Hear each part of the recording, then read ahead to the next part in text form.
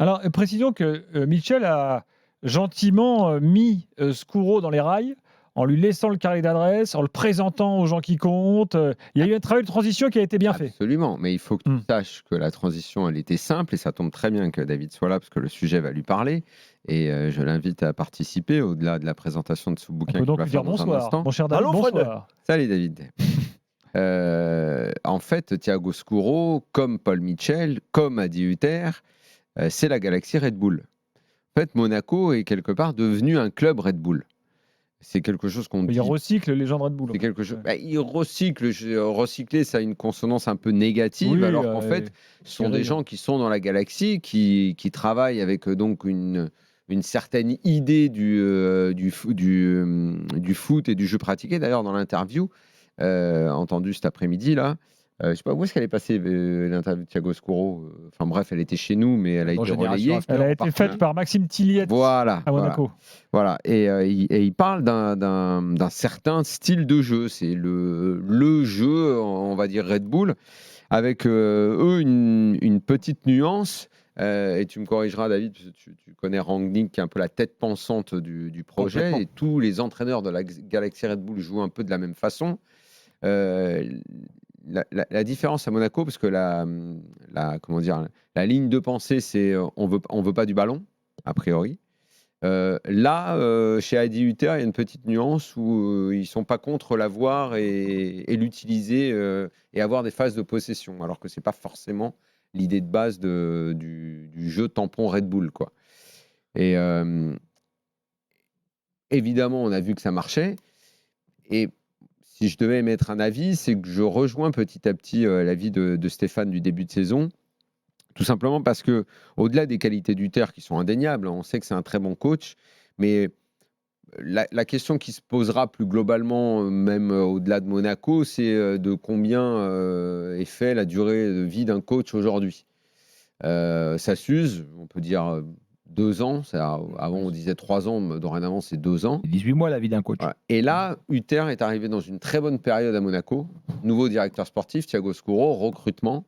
Hutter qui arrive, le discours passe remarquablement bien. Alors, il y aura peut-être des aléas, et l'un des aléas qui fait du mal à Monaco ces dernières années, c'est la blessure de Golovin, qui est quand même un joueur clé, un joueur créatif. Mais effectivement, là, il y a une sorte d'osmose parfaite dans ce qui se fait à Monaco en ce moment. Et effectivement, avec la volonté exprimée encore aujourd'hui par Skuro, je crois que le club ne quittera pas le podium cette année. Je pense qu'ils sont bien partis, ils sont sur une bonne lancée, le recrutement a été bien fait.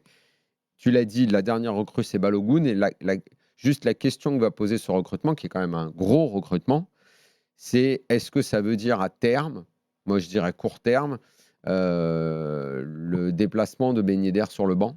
C'est ce qui risque, c'est ce qu'il va falloir gérer pour Adi Hutter. C'est est-ce qu'il va faire la gueule quand il va y aller, parce qu'il n'aimait pas trop y aller l'année dernière, l'année encore d'avant. Ouais, où est-ce qu'il peut changer de rôle, Ben Yedder, peut-être? Il ne pourra pas changer de rôle, parce qu'en fait, on va avoir l'explosion qui est déjà apparue là, de celui qu'on prenait à peine pour un joueur de foot l'année dernière, Minamino, mais qui va être titulaire parce que lui, il connaît ce jeu-là et Hutter va le façonner. Il est très en confiance maintenant. Associé à Balogun, je pense que c'est l'avenir à très court terme de Monaco. Et tout ça, je pense, va contribuer à faire de Monaco une des équipes phares de la saison. À une remarque près, Daniel, quand même, on verra, hein, mais trouver d'abord une solidité défensive que Monaco n'avait pas et que n'a pas encore. Avec une défense refaite, complètement. Ouais. Mais qui va se mettre en place, je pense, tu l'avais dit, mais je te rejoins parce que j'ai un peu regardé et je me suis un peu renseigné. Effectivement, ce qui se passe à Monaco en ce moment et le discours de ce coach qui est tout neuf. Après, on ne sait jamais combien de temps ça dure, hein, mais là, pour cette saison, c'est tout neuf, ça passe. Adi Hutter est un bon coach et Monaco, je pense, ne sortira pas du podium. Ça, puisque vous disiez de Mitchell Skuro, moi je ne savais pas. Et ça fait du bien d'entendre ça. C'est tellement rare dans un club qu'une transition se passe bien, qu'il y ait une vraie. C'est Mitchell qui l'a choisi, c'est la même bande. Voilà. C'est la même bande.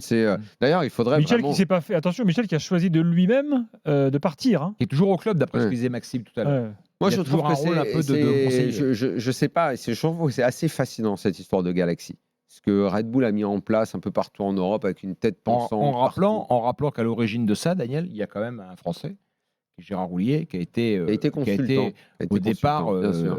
au départ du projet avec Rangnick, évidemment. Ouais.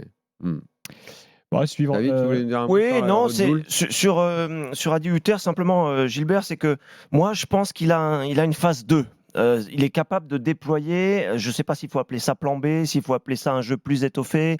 Il l'a prouvé précédemment. C'est pas seulement du jeu énergique, mobile, avec des jeunes qu'on use. D'ailleurs, Monaco, avec les fameuses phases de pressing un peu Red Bull, voilà, quoi. Ça, on connaît. Et lui, il a été aussi façonné là-dedans, mais il a développé aussi d'autres choses sur les clubs précédents, avec plus d'équilibre, avec des phases aussi plus race campagne entre guillemets. Donc, je pense que c'est un coach qui a aussi un coup d'avance peut-être, qui peut aider. Mais je suis d'accord avec toi faut pas être dupe sur la durée de vie d'un coach, mais je pense que ça peut aider peut-être à faire une deuxième saison avec éventuellement une modification de la façon de jouer, une modification plus de maturité peut-être.